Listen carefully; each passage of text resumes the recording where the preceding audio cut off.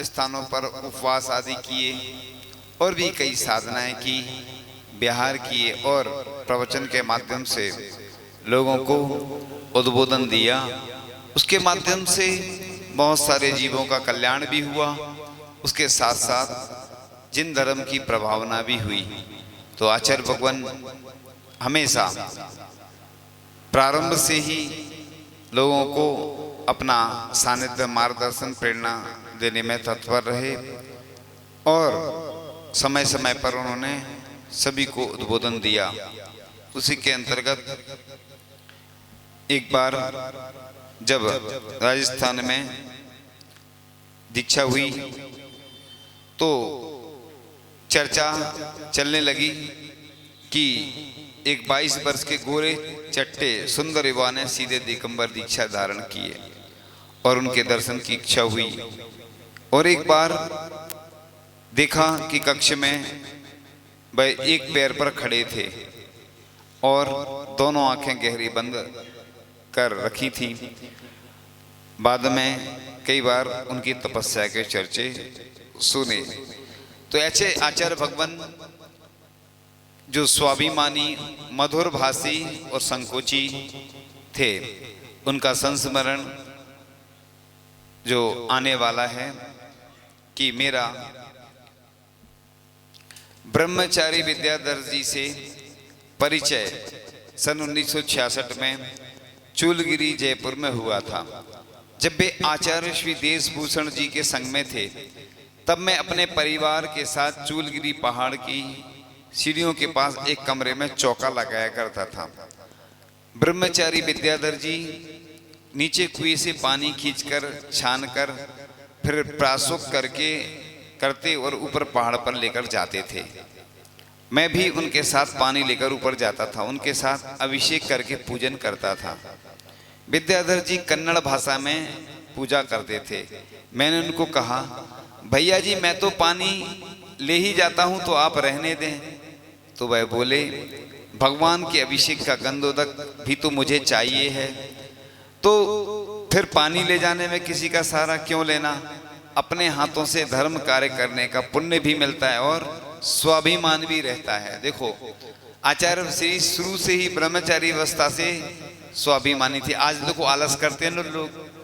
प्रातःकाल की बेला में बताया था कि वरांग चरित्र में लिखा है कि वह जो राजा था अपने महल से जाता था शुद्ध वस्त्र पहन के, सफेद वस्त्र पहन के घर से द्रव्य ले जाता था, यानी घर पर धोकर द्रव्य ले जा सकते, अभिषेक का जल नहीं ले जा सकते, लेकिन पूजन की सामग्री, क्योंकि भगवान को तो अर्पण करना है, दूर से पूजन की सामग्री भगवान के ऊपर थोड़ी अर्पण करना है। अभिषेक का जल घर में उतनी शुद्धि नहीं रहती, लेकिन पूजन घर से अगर अपनी व्यवस्था है, कई लोग वर्षा का जल इकट्ठा कर लेते हैं अभी से और पूरे साल भर चला लेते हैं, उसमें जीव आदि नहीं पड़ते हैं अगर धूप नहीं लगे उसमें। जो करते हैं उनसे उसकी जानकारी ले सकते हैं। तो ऐसे ही करके और अष्ट मंगल द्रव्य, अष्ट प्रातिहार द्रव्य प्रदर्शित करते हुए वह पूजन करता था। अपन भी ऐसी अष्ट मंगल द्रव्य, अष्ट प्रातिहार दिखाते हुए, प्रदर्शित करते हुए, जैसे अभिषेक के बाद करते हैं ना, चमर अर्पण करते हैं, छत्र अर्पण करते हैं, इसी प्रकार से अष्ट मंगल द्रव्य, अष्ट प्रातिहार अर्पण करते हुए ऐसा लिखा गया। तो हमने उनको कहा, कभी किसी चीज की जरूरत पड़े तो बता देना, पर कभी कुछ नहीं मंगाया। कन्नड़ टोन में बड़ी ही मधुर बोली बोलते थे। तो इस प्रकार से आचार्य भगवान का यह संस्मरण पूर्ण होता है। उसके बाद अगला संस्मरण कि आचार्य श्री ने प्रथम मुनि दीक्षा दी एवं कराई तीसरी समाधि। एक दिन शुल्लक श्रयान सागर जी का स्वास्थ्य बिगड़ा, तब संगस्थ शुल्लकों ने आचार्य महाराज को जाकर बताया। आचार्य श्री की आज्ञा से सेठ साहब भागचंद सोनी जी वयोवृद्ध प्रसिद्ध वैद्यराज को लेकर आए व दिखाया। और वैद्य जी ने हफ्ते भर की दवाइयां दी, किंतु स्वास्थ्य में कोई सुधार ना हुआ। दिन प्रतिदिन स्थिति बिगड़ती ही गई। तब सेठ जी ने आचार्य महाराज की आज्ञा से अजमेर के बड़े डॉक्टर को दिखाया। डॉक्टर ने सर प्रकार की जांच करने के बाद कहा बचना मुश्किल है। और यह समाचार आचार्य को दिए गए। आचार्य ने उन डॉक्टर वैद्य जी से चर्चा की। जब चिकित्सकों के द्वारा जीवन बचाना असंभव घोषित कर दिया गया, तब आचार्य महाराज ने क्षुल्लक जी को सारी स्थिति से अवगत कराया एवं आध्यात्मिक उद्बोधन दिया। आत्म कल्याण के लिए आर्तरोध से बचकर, ध्यान से बचकर संलेखना पूर्वक समाधि मरण करना श्रेष्ठ बताया। आचार्य महाराज के उद्बोधन से, इसलिए तो दिया जाता उद्बोधन, जैसे आप लोग गृहस्थों को लाते ना, इनको उद्बोधन दे दो, क्योंकि वह उसके परिणाम खराब होते, तकलीफ होती है उसको। तो महाराज आदि जब उसको उद्बोधन देते हैं तो एक नई जागृति आ जाती है। खुरई में एक व्यक्ति, खुरई की बात नहीं थी और बीना की बात थी, खुरई के व्यक्ति थे, संलेखना के लिए आए हुए थे और प्रातःकाल की बेला में संबोधन करने गए। उनको संबोधन दिया, उनका उत्साह जागृत किया कि आप पहले कैसे काम करते थे, आपके अंदर कितना उत्साह रहता था। जब उनको संबोधन दिया तो वो लेटे थे तो उठ गए एकदम से। और उस दिन शांति धारा भी देखी भगवान की। और उसके बाद इरियापद भक्ति चल रही थी। उसके बाद 11:30 के बाद लगभग 11:45 के आसपास, 11:45 के बीच में जो भी समय रहा हो, उनकी संलेखना हो गई। यानी सुबह अच्छे से उन्होंने शांति धारा देखी बैठकर। और उत्साह जागृत करने की आवश्यकता होती है, इसलिए संलेखना के समय ऐसे व्यक्तियों को नियुक्त किया जाता है जो उनके परिणामों को संभाल सके, उनको उद्बोधन दे सके। जो माइनस वाले होते ना, जिनसे पटरी नहीं खाती, जो किलकिल करते हैं, ऐसे लोगों को कभी रखा नहीं जाता। संलेखना के समय उस व्यक्ति का उत्साहवर्धन किया जाता, उसके स्वास्थ्य का ध्यान रखते हुए। परिवार वालों से इसलिए तो दूर रखा जाता क्योंकि वही विकल्प आते हैं, इसलिए योग्य व्यापक होते हैं जो साधु को उपदेश तो देते ही हैं, श्रावकों के लिए भी उसका मनोबल बढ़ाते हैं। इसलिए 48 लिखे हैं ऐसे मुनि महाराज होते हैं, 48। अगर 48 नहीं हो तो कम से कम 2 मुनि महाराज तो लिखे ही हैं आगम ग्रंथों में। सबसे बड़ा ग्रंथ भगवती आराधना ग्रंथ है, जिसमें इसका पूरा उल्लेख है। आचार्य श्री ने चंद्रगिरी में और रामटेक में हम लोगों को उसका स्वाध्याय कराया था, अलग से भी उसका स्वाध्याय किया, भगवती आराधना ग्रंथ। तो संलेखना सबसे मृत्यु को महोत्सव के रूप में कहा गया है। दुनिया जन्म का महोत्सव तो पूरी दुनिया में मनाया जाता, हर धर्म में जन्म का महोत्सव मनाने का लिखा है, लेकिन जैन धर्म एक विरला धर्म है जिसमें मृत्यु को महोत्सव लिखा है। इसलिए तो प्रतिमाधारी जो होते हैं, प्रतिमा लेके घर में ही साधना करते हैं, 10 प्रतिमा तक लेकर घर में रह सकते हैं। फिर क्रमशः क्षुल्लक, एलक, मुनि बनते हैं, महिलाएं आरी का बनती हैं, छुल्ली का बनती हैं। अभी आचार्य भगवान ने आशीर्वाद दिया, साधिका 10 प्रतिमाधारी जो आश्रम में रहती हैं। तो ये उस समय बहुत स्थिति बिगड़ जाती है, क्योंकि हर व्यक्ति मरण से डरता है और उसका मनोबल बढ़ाने के लिए ही आचार्य महाराज ऐसा उसको उपदेश देते हैं कि वह जागृत हो जाता है, अपनी निंदा कर आलोचना करता है। क्योंकि सबसे बड़ा यही काम होता है, क्योंकि व्यक्ति जीवन भर क्या क्या काम करते रहता, पाप का ही अर्जन करते रहता, और जब तक वह प्रायश्चित नहीं लेता है, अपनी आलोचना नहीं करता है, तब तक वह शुद्ध नहीं होता है। इसलिए मुनि महाराज को भी लिखा है कि दूसरे संघ में जाने का उल्लेख आता है। दूसरे संघ में इसलिए कि परीक्षा होती है ना, जब तो परीक्षा होती है तो दूसरे स्कूल में भेजा जाता। ऐसे ही संलेखना का विधान दूसरे संघ का है। लेकिन पूज्य ज्ञान सागर जी महाराज चाहे तो रहे थे दूसरे संघ में जाना, लेकिन उनकी उतनी अनुकूलता नहीं थी, इसलिए उन्होंने अपने शिष्य को ही अपना निरापक बनाया। ये सबसे बड़ा कार्य होता है कि जिसको ABCD छोटे आ से लेकर पूरा सिखाया हो और उसी शिष्य को गुरु बनाना कितना कठिन होता। ये सबसे बड़ा मान मर्दन का उदाहरण है। ऐसा उदाहरण कहीं आगम ग्रंथों में भी देखने को, सुनने को, पढ़ने को नहीं मिलता कि ऐसी कोई घटना घटी हो। लेकिन वह पूज्य ज्ञान सागर महाराज जी बहुत ज्ञानी थे, यानी वो उनको सब ग्रंथ कंठस्थ रहते थे, पुस्तक नहीं देखते थे वो, उनको इतने पूरे ग्रंथ कंठस्थ याद थे सब, वो बस सुनते थे और बता देते थे ये गलती है इधर। कितना ज्ञान का भंडार था। और उन्होंने अपने शिष्य को ही गुरु बना दिया। और गुरु जब शिष्य को गुरु बना लिया, उनके चरणों में बैठकर अपनी निंदा अगर आलोचना की, तो अब उन्होंने कहा, छुल्लक जी ने, उत्साह जागृत हो गया, मृत्यु भय भाग गया। जैसे ही आचार्य जी ने उनको उपदेश दिया तो उनका मृत्यु भय, मृत्यु से जो डर लग रहा था उनका भाग गया। और उन्होंने आचार्य महाराज को निवेदन किया, हे गुरुदेव, इसलिए संलेखना तभी कराई जाती है जब उसके परिवार वाले आकर निवेदन करें। जबरदस्ती संलेखना नहीं कराई जाती, क्योंकि कुछ गड़बड़ हो गया, असमय में मृत्यु हो जाती है तो लोगों को विकल्प भी आता है। इसलिए जब तक परिवार, कई लोग आते हैं हमें उनकी संलेखना कराना, उसके परिणाम कैसे हैं उसके परिणाम देखकर ही संलेखना कराई जाती है। मान लो उसके परिणाम नहीं है, जबरदस्ती करा दी तो भी दोष है। इसलिए कहते लाखों वर्षों तक जीऊं या मृत्यु आज ही आ जाए, या मेरी जब तक मेरी आयु है, जितना आयु कर्म है उतनी ही मेरी आयु जितनी होगी उतना ही तो मैं जीऊंगा। इसलिए मृत्यु से घबराना नहीं है, बुद्धि पूर्वक संलेखना की जाती है। अंदर से उसके उत्साह होना चाहिए कि हमें संलेखना लेना है। कल एक बूढ़ी माँ आई, दर्शन करने आई, बड़ा उत्साह था। हम लोग प्रतिक्रमण कर रहे थे तो उन्होंने तुरंत हाथ जोड़ लिए, यानी ये कहलाता उत्साह। वृद्धता होने के बावजूद भी उनके अंदर उत्साह कितना, यानी चाहे बच्चे हों, चाहे बूढ़े हों, चाहे जवान हों, संलेखना कोई रोग हो जाता है असमय में, और कोई ऐसी अपने ऊपर आपदा आ जाए तो संलेखना ग्रहण की जाती है। लेकिन अगर स्वस्थ है शरीर तो संलेखना नहीं की जाती, क्योंकि असंयम में चले जाते। मुनि महाराज हैं, कोई संलेखना ग्रहण करके असंयम में चले गए, देव बन गए, अब उधर उतनी कर्म की नजर नहीं होगी। अभी तो मुनि पद के साथ हैं, संयम के साथ विशेष नजरा होती है कर्मों की।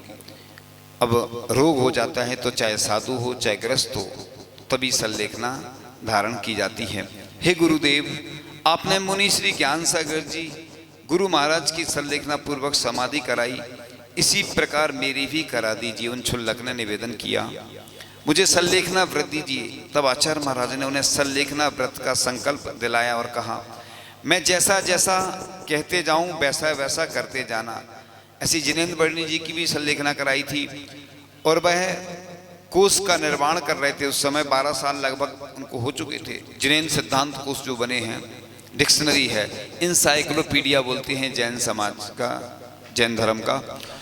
तो उन्हें बहुत सारे विकल्प थे। आचार्य जी ने कहा, पहले अपने विकल्प दूर कर लो, फिर आना मेरे पास। फिर उनको छुल्लक दीक्षा दी और फिर संलेखना कराई। संलेखना का यही नियम होता है कि सब कुछ छोड़ना पड़ता है, सर्व विकल्प को छोड़ के। आचार्य महाराज इसलिए पहले कहते हैं कि समर्पण होना चाहिए। जब तक समर्पण नहीं होगा, ना तो दीक्षा देते हैं आचार्य जी, ना संलेखना करवाते। अगर समर्पण नहीं होता तो वो आचार्य जी जो बोलेंगे वो करेगा नहीं, ना मानेगा। तो आचार्य महाराज की देखरेख में उनकी आहारचर्या होती थी। और आचार्य महाराज ने संगस्थ दोनों छुल्लकों को निर्देश दिया कि पूरे 6 आवश्यक कार्य आप लोगों को कराना है। तो पाठ वगैरह आदि सुनाते थे।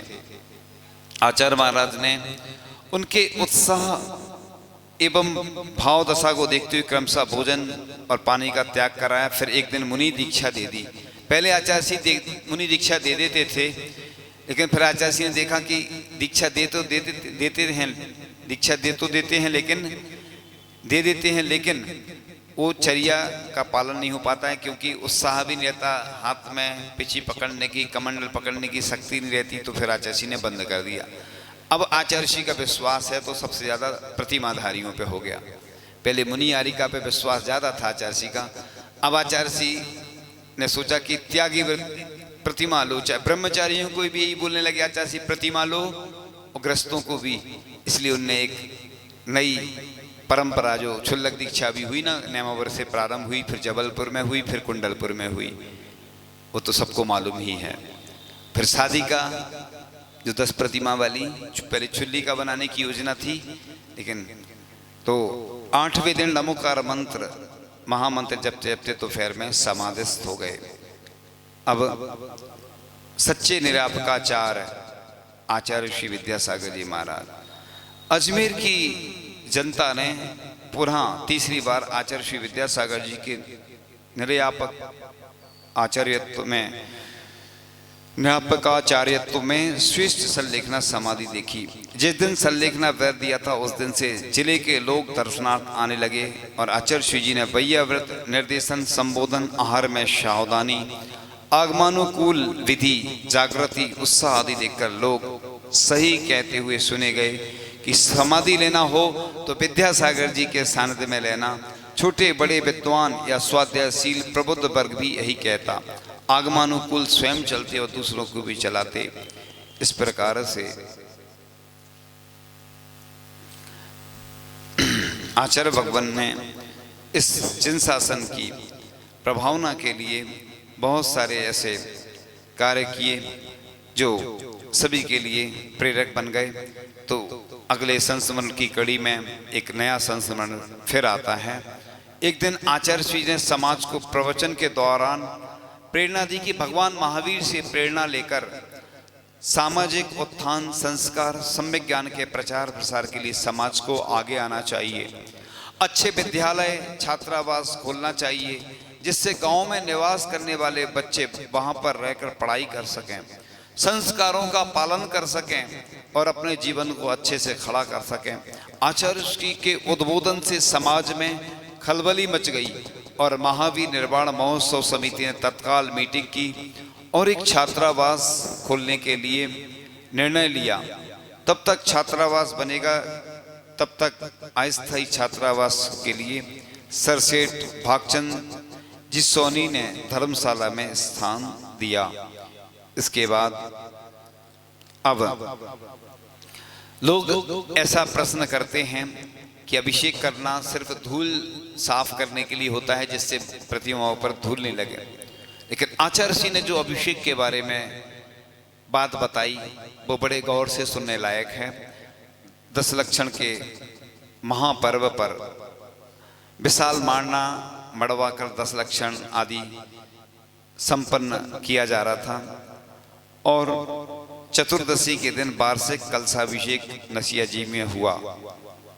और आचार्य श्री ने कहा कि भगवान जिनेंद्र की प्रतिमाओं का अभिषेक सावगोचित एवं आगम सम्मत है। गृहस्थों का प्रथम आवश्यक धर्म है। अभिषेक को क्षयक सम्यक दृष्टि ज्ञानी स्वधर्म इंद्रिय भी धर्म की क्रिया मानकर बड़े उत्साह के साथ प्रत्येक अष्टानिका में नंदीश्वर दीप जाकर अकृत्रिम प्रतिमाओं का अभिषेक करता है। अतः यह अभिषेक जड़ की क्रिया कैसे हो सकती है। कई लोग इस गंधोदक के बारे में भी अनर्गल बातें बोलते हैं। अभिषेक करने को, पूजन करने को अच्छी क्रियाएं नहीं मानते हैं लोग। ऐसे लोगों के लिए आचार्य श्री ने जवाब दिया था कि ऐसी पवित्र क्रिया से तो आत्मा पवित्र होती है और निर्मल परिणामों से निर्मल पुण्य का बंध होता है जो संसार का कारण नहीं है। अतः प्रत्येक श्रावक को पूजन अभिषेक अवश्य करना चाहिए। और अब आचार्य भगवान ने एक बहुत अच्छी बात और कही थी कि 10 लक्षण पर्व की 13 के दिन बहुत से लोगों ने रत्नात्रय के उपवास का नियम आचार्य श्री से लिया। तब आचार्य श्री ने दूसरे दिन प्रवचन में कहा कि लोग व्रत, उपवास, नियम त्याग आदि करते हैं।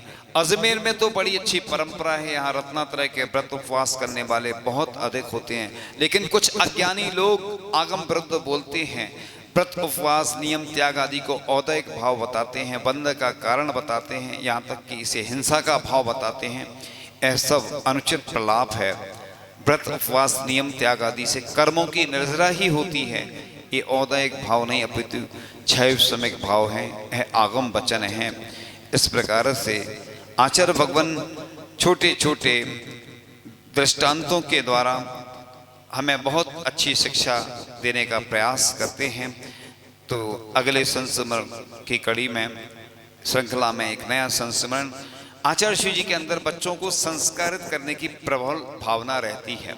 शायद इसीलिए आचार्य भगवान ने प्रतिभा स्थली के लिए प्रेरणा दी और यह हमने देखा है सन 1974 अजमेर चतुर्मास के समय भगवान महावीर के 25वें निर्वाण महोत्सव वर्ष की थी। कुछ व्यक्ति जो इस उपलक्ष्य में नए नए धार्मिक बिल्ले आदि बनवाते थे, वे उसका एक नमूना आचार्य श्री जी के पास अवलोकनार्थ रख जाते थे। ऐसे कुछ बिल्ले आचार्य श्री जी की चौकी पर रखे हुए थे। और मेरा 6 वर्षीय पुत्र पंकज प्रतिदिन शाम को मेरे साथ आचार्य श्री के दर्शनार्थ जाता था। तो आचार्य श्री नमोकार मंत्र और प्रभु पतित पावन की विनती सुनते थे, फिर कहते एक बिल्ला उठा लो। खुद नहीं देते थे, बिल्ला जो बनते थे, शुरू की बात है, 74 की बात थी ये। फिर आगे की लाइन याद करने को प्रेरित करते थे। वह भी खुशी खुशी बिल्ला लाता और कहता मुझे महाराज ने दिया है। तथा इसी लालच में अगले दिन दूसरी पंक्ति याद करके सुनाता, फिर बिल्ला लाता, बड़ा खुश होता। इस तरह आचार्य जी ने पूरी विनती याद करा दी थी। पहले आचार्य जी के पास समय भी रहता था, अनुकूलता रहती थी, अब तो कितनी व्यस्तता। अब दूसरा एक और नया संस्मरण। और एक दिन आचार्य जी से पूछ बैठा, महाराज जी, बच्चा एक था जो वह पूछ बैठा, जब हम आपके पास आते हैं तो आप हमसे कहते नहीं आओ बैठो। उसका यह प्रश्न सुनकर हम लोग एकदम से चकित रह गए। तत्काल हमने उस बालक को पुचकारते हुए अपने पास बुलाया और कहा आचार्य जी से ऐसा नहीं पूछते। तब आचार्य जी बहुत सहज भाव से बोले, बालक है ना, सुनो, देखो पहली बात ये है कि हम आपसे छोटे हैं। अपने से बड़ों को सम्मान पूर्वक बैठने को कहा जाता है। दूसरी बात यह है कि आप खड़े हैं और मैं आपसे कहूँ आओ बैठो और आप बैठ जाएंगे, यदि उस स्थान पर उस समय कोई चींटी या मकोड़ा चल रहा हो और वह आपके बैठने से दबकर मर जाए तो उसका पाप हमें लगेगा। इसलिए हम नहीं कहते कि आओ बैठो, क्योंकि आचार्य भगवान बड़ी सूक्ष्मता से हर कार्य को, हर बात को लेते हैं। पूज्य प्रमाण सागर जी महाराज की बात थी, आचार्य जी ने कहा कि वो पुस्तक उठा लाओ, तो उन्होंने किसी व्यक्ति से कहा कि तुम जाओ पुस्तक उठा लाओ। आचार्य जी ने सुन लिया। आचार्य जी ने कहा पिछी और दे दो क्योंकि श्रावक जाएगा बिना देखे जाएगा। इसलिए आचार्य जी कभी किसी को ना बोलते ना कि उधर जाओ या इधर से आओ, कब आए थे कब गए थे। आचार्य जी इसलिए ज्यादा नहीं पूछते, ना किसी को भेजते हैं। अब कभी कभार कोई संकेत देना आवश्यक हो तो बस मुनिराज के द्वारा, इसलिए वो संकेत देते हैं कि डायरेक्ट देंगे तो तुम्हें दोष लगेगा, वो महाराज देंगे तो महाराज को दिया उन्होंने, ऐसा महाराज को संकेत कर देना। महाराज कैसे करते हैं वो अपने हिसाब से कर लेते हैं आचार्य जी। इसलिए पत्र भी नहीं लिखते किसी को, कुछ को लिख के देते ही नहीं, किसी को बोल देते हैं बस। जब कोई निवेदन करता है, कमेटी के लोग जाते हैं, हमारे यहाँ विधान होना है, पंचकरण होना है, ये कार्य होना है, तो आचार्य जी फिर आशीर्वाद दे देते हैं। अब अगले संस्मरण की कड़ी में एक नया संस्मरण कि आचार्य जी के द्वारा सहजता सरलता से बच्चे को जवाब मिला, तो उसने दूसरा प्रश्न कर दिया, महाराज जी जब आप प्यार करते हैं तो बताते नहीं, किस दिन कहाँ जाएंगे? मेरे पापा बता रहे थे कि आप नहीं बताते हैं, तो ऐसा क्यों, आप बताते क्यों नहीं? इस प्रश्न को सुनकर वहां जितने लोग बैठे सभी हंसने लगे और आचार्य श्री की ओर देखने लगे। सभी को इस प्रश्न का उत्तर सुनने की जिज्ञासा उत्पन्न हुई। आचार्य श्री बड़े ही भोलेपन से बोले, देखो दिगंबर साधु कभी झूठ नहीं बोलते। यदि हम कह दें कि कल हम ब्यावर जाएंगे और मैं या संघ का कोई साधु बीमार, इतने बीमार हो गए कि जा नहीं सके, या फिर ब्यावर में कोई अचानक दंगा आदि हो जाए जिस कारण हम नहीं जा सके, तो वचन पूरा न करने के कारण दिगंबर साधु की बात झूठी हो जाएगी। इस कारण हम नहीं बताते। और दूसरी बात यह भी है कि हमें जाने के लिए गाड़ी का कोई रिजर्वेशन टिकट तो चाहिए नहीं जो पहले से बताएं। हमें तो अपना पिछी कमंडल उठाकर पैदल ही चल देना है। उस दिन ज्ञात हुआ कि आचार्य श्री जी बच्चों की जिज्ञासा को कितनी सरलता से शांत कर देते थे।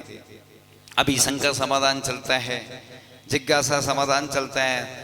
आचार्य श्री भी जब समय सार ग्रंथ का स्वाध्याय करा रहे थे बीनावारा में, उस समय लोग स्लिप पर लिखकर प्रश्न भेजते थे और आचार्य श्री शंका का समाधान देते थे। लेकिन संयोग क्या हुआ किसी ने एक ऐसा प्रश्न पूछ लिया, उस दिन से बंद हो गया शंका समाधान।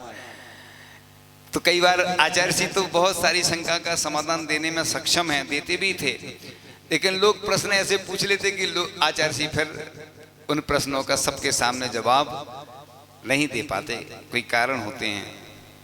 तो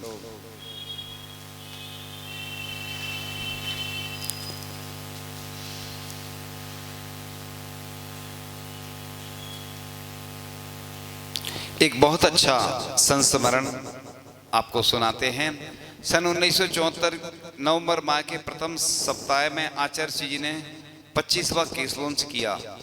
उस दिन एक युवा MBBS डॉक्टर आए आचार्य श्री के दर्शनार्थ, और आचार्य श्री की ज्ञान साधना से व उनकी चारित्रिक चर्या से प्रभावित होकर प्रतिदिन आचार्य श्री से धार्मिक विषयों पर चर्चा करते। वो एक दिन चर्चा के पश्चात जब आचार्य श्री की चरण रज लेने के लिए झुके तो उनकी जेब में से चिल्लर जमीन पर बिखर गई। पैसे रहते ना, चिल्लर। हम लोग जब अगवानी होती ना तो बच्चे सबसे पहले आते हैं, तो हम लोग बोलते चिल्लर आ गई। चिल्ड्रन तो होते ही हैं, चिल्ड्रन माने बच्चे। तो वो नारे लगाते ना, एक चुबन्नी चांदी की जय बोलो जिनवाणी की। सबसे पहले 1 किलोमीटर पहले अगवानी जब होती ना तो बच्चे ही आते सबसे पहले, पाठशाला के। तो नारे लगाते हैं, छोटे छोटे बच्चे आ जाते हैं। तो डॉक्टर साहब बिखरे हुए पैसों को उठा उठाकर जेब में रखने लगे। यह देखकर आचार्य श्री के चेहरे पर मंद हास्य उतर आया। आचार्य श्री जी ने मुस्कुराते हुए सात्विक व्यंग किया। आचार्य श्री कभी कमेंट्स नहीं करते किसी को, लेकिन कभी कभी जरूरी भी रहता है। कोई कभी कविता सुना दे तो उसी कविता को लेके पूरे प्रवचन कर देते, या कोई नेता आया, कोई और भी व्यक्ति आया तो आचार्य श्री तो बस सात्विक व्यंग किया। देखो चेतन कैसे अचेतन की तरफ दौड़ रहा है। आत्मा परमात्मा की चर्चा करना सरल है, किंतु जीवन में प्रयोग करना बहुत कठिन है। आचार्य श्री का यह सात्विक व्यंग उनके हृदय को छू गया। विवाह हुए 6 माह ही हुए थे। डॉक्टर साहब ने आचार्य श्री को कहा, गुरुदेव मैं अचेतन के प्रति आकर्षण त्यागने का साहस रखता हूँ। घर लौटकर मैं अपनी पत्नी से चर्चा करूंगा और मैं आपको विश्वास दिलाता हूँ कि 6 माह की अवधि में ही गृह त्याग कर दीक्षा ले लूंगा। और वापस अकलूज आ गए। अकलूज से डॉक्टर साहब ने आचार्य श्री को 3 पत्र लिखे। आचार्य श्री बीतरागी संत हैं, कभी ना पत्र लिखते हैं ना ही उत्तर देते हैं। अतः डॉक्टर साहब ने अपने वचन के अनुसार गृह त्याग करके महाराष्ट्र में अक्षय तृतीया की स्वर्ण बेला में 14 मई 1975 को परम पूज्य आदि सागर जी महाराज सेठवाल से दिगंबरी दीक्षा धारण कर ली, और उनकी पत्नी ने भी छुल्ली का दीक्षा ले ली थी। और दीक्षा के बाद उनका नामकरण मुनि वीर सागर जी किया गया। ज्ञात हुआ कि अल्पकाल में ही उनकी पूर्ण संलेखना एवं समाधि मरण हो गया था। देखो कैसा प्रभाव पड़ता है। एक बार किसी ने सुनाया था कि एक बच्चे से कहा उसके पिता ने, वो आए और बैठ गए, सीधे बैठ गया वो बच्चा। तो उन्होंने कहा कि देखो स्वान भी बैठता है तो झाड़ कर बैठता है, तो बिना झाड़े बैठ गया। उन्होंने कहा मैं जिंदगी भर झाड़ के ही बैठूंगा, यानी पिछी लगाकर बैठूंगा। और बैराग जागृत हो गया, दीक्षा ले ली। कब किसके भाव कैसे हो जाएं कोई भरोसा नहीं रहता। और भगवान महावीर स्वामी का 25वां निर्वाण महोत्सव का कार्यक्रम अजमेर में आचार्य श्री के सानिध्य में मनाया गया था। और चातुर्मास में एक दिन प्रवचन में आचार्य श्री ने बहुत अच्छी बात कही थी कि भगवान महावीर के संदेशों को जन जन तक पहुंचाना चाहिए। जब तक जन सामान्य महावीर भगवान के संदेशों को नहीं जानेगी तब तक उन संसारी प्राणियों का कल्याण नहीं हो सकता है। अब श्रावकों का कर्तव्य बनता है कि भगवान महावीर स्वामी के निर्वाण महोत्सव के उपलक्ष्य पर तन मन धन से जैन धर्म की प्रभावना करें। सम्यक दर्शन के 8वें अंग को पालने का सुअवसर आ गया है। एक बार की बात है, आचार्य श्री बिहार कर रहे थे। बिहार करते करते लोग नारे लगा रहे थे। छत्तीसगढ़ की बात थी जब हम साथ में थे। महावीर की वाणी को घर घर में पहुंचाएंगे, आंधी हो तूफान हो यूं ही बढ़ते जाएंगे। तो आचार्य श्री बोलते हैं कि जब आंधी तूफान आता है तो सब भग जाते हैं। लोग नारे ही लगाते हैं, बस नारों तक ही सीमित रहते हैं। इसलिए आचार्य भगवान के जो संदेश हैं, हम हमेशा उन संदेशों को आगे बढ़ाते रहें, तभी हमारी यह श्रवण संस्कृति और जैन संस्कृति सुरक्षित रहेगी। तो आचार्य भगवान के जो संस्मरण की श्रृंखला चल रही है, उस श्रृंखला के अंतर्गत एक नया संस्मरण फिर आने वाला है आपके सामने कि आचार्य भगवान जब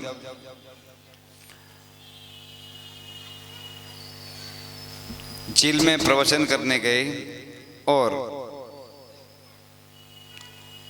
आचार्य भगवान ने कहा कि आज मैं आप लोगों को यह तत्व जो अनादिकाल से हम लोगों से दूर है उसको दिखाने आया हूँ। जब आपके प्रति आस्था हो जाएगी तब संसार से मुक्ति मिल जाएगी, जैसे महावीर भगवान को मिली। आप अनुभव करते होंगे। आप बोलते ना, घर कारागृह बनिता बेड़ी परिजन जन रखवाले। इस प्रकार से आचार्य भगवान हमेशा सबको उपदेश देते रहते हैं। एक दिन अजमेर में 1974 की बात थी। आचार्य महाराज का चातुर्मास चल रहा था। एक दिन वो बीमार पड़ गए, बहुत बीमार हो गए। समाचार सुन के केसरगंज में विराजमान आचार्य सुमति सागर जी संग सहित पधारे थे। दोनों आचार्यों का अलग अलग चतुर्मास चल रहा था, एक ही स्थान पर अजमेर में आचार्य सुमति सागर जी। तो आचार्य महाराज की तबीयत पूछी, उनका हाथ पकड़कर कोठरी से बाहर ले आए और तखत पर बैठा दिया। फिर शरीर के लक्षण देखकर बड़े ही स्नेह वात्सल भाव से समझाया, महाराज आप घी नहीं लेते हैं इसलिए शरीर में कमजोरी है और कमजोरी के कारण आपको बीमारी हो जाती है, इसलिए आप घी लेना शुरू करें। अभी आप युवा हैं, युवा शरीर को अच्छे से खिला पिलाकर फिर साधना करना चाहिए। लंबे समय तक आपके द्वारा जैन धर्म संस्कृति का बहुत बड़ा काम होना है। यह वार्ता सुन के श्रावक लोगों ने दूसरे दिन आहार में घी देना चाहा तो आचार्य महाराज तो नट गया। वो जिनने सुनाया वो उधर की भाषा में, राजस्थानी भाषा है, घी लेवे कौड़ी, यानी घी नहीं दिया। और शुरू से ही आचार्य महाराज ने कठोर साधना करी। 6-7 साल तक घी लियो कौड़ी, यानी 6-7 साल तक घी नहीं लिया। पीछे घी लियो तो दूसरी खाद्य वस्तुएं छोड़ दीनी, यानी घी लिया तो दूसरी चीजें छोड़ दी उन्होंने।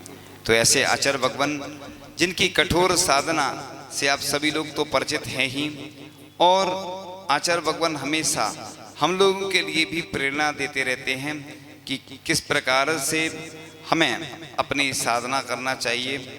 और आचार्य भगवान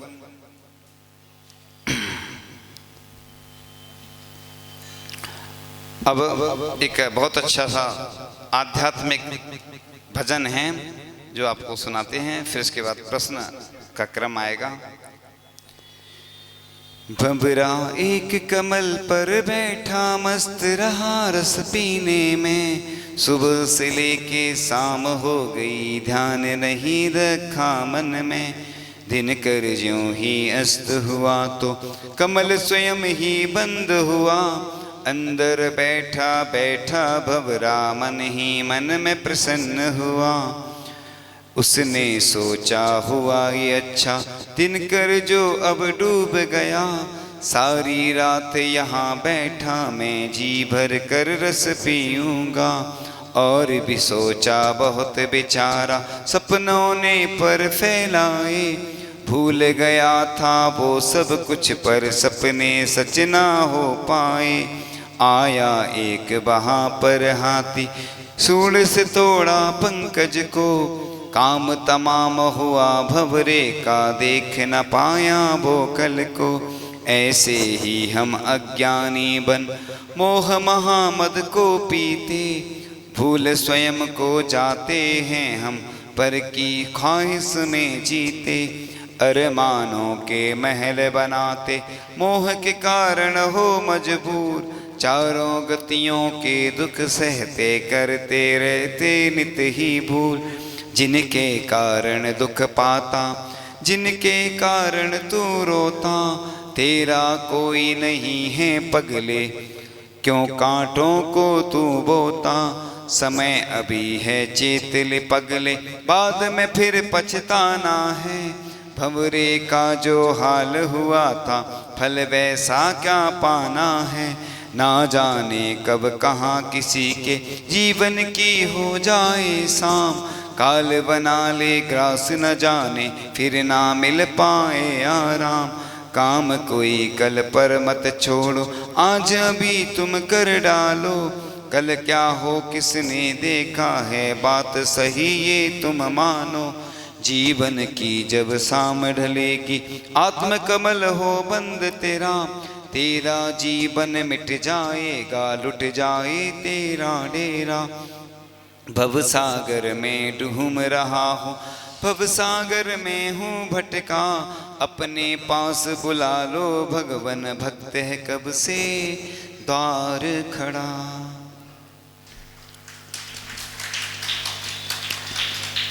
इस प्रकार से आज प्रश्नों का क्रम आता है आपके सामने कि मेरे सवालों का जवाब दो, दो ना। आता है पहला प्रश्न। आचार्य भगवान ने जब बच्चे ने प्रश्न पूछा था पहला वाला कि आचार्य श्री क्या नहीं बोलते हैं, बच्चे ने पहला प्रश्न पूछा था